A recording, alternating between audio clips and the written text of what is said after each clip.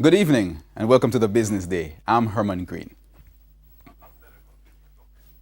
Motorists will see a slight dip in the price of gasoline this week, easing the cost of the fuel from a 4-year high.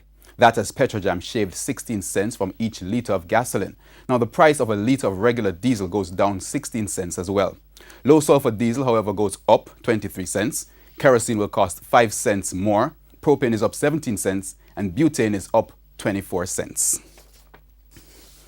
Oil prices touched as high as $77 per barrel during the most recent trading session, the highest it has been since 2014. However, the price settled to close at $71.28 today.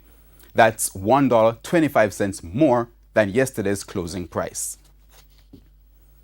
Cable and Wireless's parent company, Liberty Global, today announced it has reached a deal with British-based wireless carrier Vodafone, under which it will sell some of its European operations. The deal will see Vodafone buying Liberty Global's operations in 4 countries: Germany, Belgium, Romania, and the Czech Republic, for $23 billion.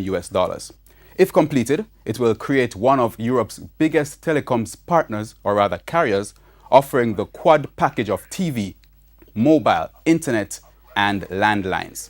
Regulatory approvals are required and hurdles could come from European antitrust agencies. However, if the approvals are given, the deal is expected to be completed by the second half of 2019. It does include the acquisition of, or rather it does not include the acquisition of any other Liberty assets around the world.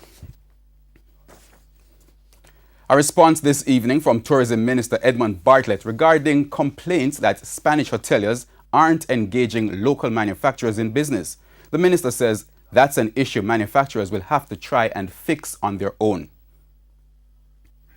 Now, the Minister Bartlett says he can't tell investors who to do business with. He says manufacturers should focus on improving the quality of their products and their ability to supply the tourism market with what is needed.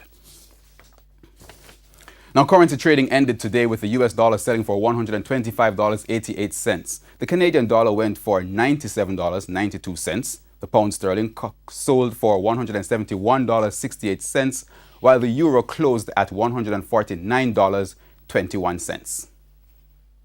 The main JSE index lost over 541 points today to close at more than 299,000 points. The junior index gained 4 points.